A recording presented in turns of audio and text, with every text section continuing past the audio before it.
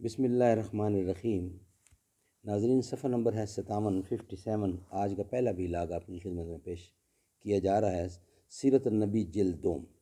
ہمارا جو مین چیپٹر چل رہا ہے وہ ہے مذہبی انتظامات، دعات اور مبلغین اسلام، یہ ایک ہیڈنگ ہم گزار چکے ہیں۔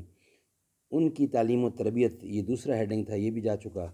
اب یہ تیسرا ہیڈنگ ہے جو کہ اسی کا سیکنڈ پارٹ ہے، ان کی تعلیم و تربیت۔ ناظرین، اردو زبان میں سرور عالم صلی اللہ علیہ وآلہ وسلم کی سیرت پر جامع ترین کتاب سیرت النبی صلی اللہ علیہ وآلہ وسلم۔ رائٹر ہیں اس کتاب کے علامہ شبلی نعمانی رحمۃ اللہ، علامہ سید سلیمان ندوی رحمۃ اللہ، یہ رائٹر ہیں اس کتاب کے۔ بسم اللہ الرحمن الرحیم۔ الحمد للہ رب العالمین والصلاة والسلام علی رسول محمد وعلی آلہ واصحابہ اجمعین۔ ان کی تعلیم و تربیت، یہ سبجیکٹ کا کچھ حصہ بقیہ ہے، وہ آپ کی خدمت میں پیش کر رہے ہیں، جو کہ آج کا پہلا ویلاگ کہلائے گا۔ دوسرا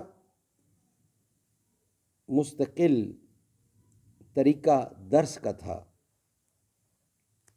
یعنی لوگ مستقل طریقے سے مدینہ میں رہتے تھے اور عقائد شریعت اور اخلاق کی تعلیم پاتے تھے۔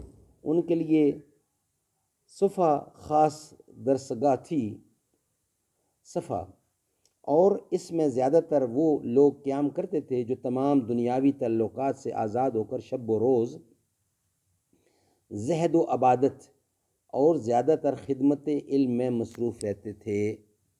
مشکات شریف العلم میں روایت ہے کہ ایک دفعہ حضور اکرم مسجد میں تشریف لے گئے۔ اس وقت مسجد میں 2 حلقے تھے، حلقہ ذکر اور حلقہ درس۔ حضور اکرم حلقہ درس میں جا کر بیٹھ گئے۔ اس وقت کی اصلاح میں ان طالبان علم کو قراء کہتے تھے، چنانچہ صحیح بخاری وغیرہ میں ہر جگہ یہی نام آتا ہے۔ اور میں جو لوگ تعلیم و ارشاد کے لیے گئے تھے اور کفار نے ان کو دھوکے سے شہید کر دیا تھا، وہ اسی درسگاہ کے تربیت یافتہ تھے، اور کتب حدیث میں ان کا نام اسی لقب یعنی قراء کے ساتھ آیا ہے۔ ارباب سر نے لکھا ہے کہ ان لوگوں میں سے جب کوئی شادی کر لیتا تھا تو اس جماعت سے نکل آتا تھا اور ان کے بجائے دوسرے لوگ داخل ہو جاتے تھے۔ اصحاب صفہ اگرچہ اس قدر مفلس و ندار تھے کہ کسی کے پاس ایک کپڑے سے زیادہ نہیں ہوتا تھا، جس کو گردن سے باندھ کر گھٹنوں تک چھوڑ دیتے تھے کہ چادر اور تہبند دونوں کا کام دیتا تھا۔ تاہم یہ لوگ پاؤں توڑ کر نہیں بیٹھتے تھے، بلکہ جنگل میں جا کر لکڑیاں چن لاتے تھے اور ان کو بیچ کر آدھا خیرات کر دیتے تھے اور آدھا خوانے طریقت میں تقسیم ہوتا تھا۔ اس بنا پر تعلیم اور درس کا وقت رات کو مقرر کیا گیا۔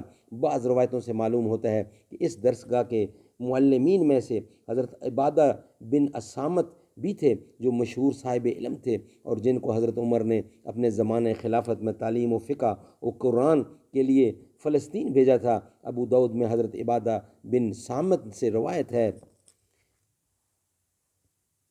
میں نے اصحاب صفہ میں سے چند لوگوں کو قرآن مجید اور لکھنے کی تعلیم دی۔ یہ وہ بیان کر رہے ہیں، کون؟ حضرت عبادہ بن صامت۔ ابو داؤد میں حضرت عبداللہ بن عبادہ بن صامت سے روایت ہے، یعنی وہ بیان کرتے ہیں، میں نے اصحاب صفہ میں سے چند لوگوں کو قرآن مجید اور لکھنے کی تعلیم دی۔ اس کے صلہ میں مجھ کو ایک شخص نے ایک کمان تحفہ میں دے دی۔ ایک روایت میں یہ بھی ہے کہ حضور اکرم نے عبادہ کو اس تحفہ کے قبول کرنے کی اجازت نہیں دی۔ بعض روایتوں سے معلوم ہوتا ہے کہ درسگاہ صفہ کے علاوہ اور بھی کوئی جگہ تھی جہاں اصحاب صفہ رات کو تعلیم پاتے تھے۔ مسند امام احمد حنبل میں ہے، حضرت انس کہتے ہیں کہ اصحاب صفہ سے 70 شخص رات کو ایک معلم کے پاس جاتے تھے اور صبح تک درس میں مشغول رہتے تھے۔ عرب میں لکھنے پڑھنے کا رواج بہت کم تھا، لیکن اسلام آیات و تحریر و کتابت کا فن بھی گویا ساتھ لے کر آیا۔ سب سے بڑی ضرورت قرآن مجید کے ضبط و تدوین کی تھی۔ اسی بنا پر حضور اکرم نے شروع ہی سے کتابت کی ترویج کی طرف توجہ فرمائی۔ جنگ بدر کے ذکر میں گزر چکا ہے کہ اسیران جنگ میں سے جو لوگ فدیہ نہیں ادا کر سکے ان کو اس شرط پر رہا کیا گیا کہ مدینہ میں رہ کر لوگوں کو لکھنا سکھا دیں۔ ابو داؤد کی مذکورہ بالا حدیث سے ثابت ہوتا ہے کہ اصحاب صفہ کو جو تعلیم دی جاتی تھی اس میں لکھنا بھی داخل تھا۔ چنانچہ حضرت عبادہ قرآن مجید کے ساتھ لکھنے کی بھی تعلیم دیتے تھے۔ اللہ تعالیٰ عمل کی سمجھنے کی توفیق عطا فرمائے، آمین ثم آمین بجا خاتم النبیین۔ ہمارا نیکسٹ ہیڈنگ ہے مساجد کی تعمیر۔ السلام علیکم۔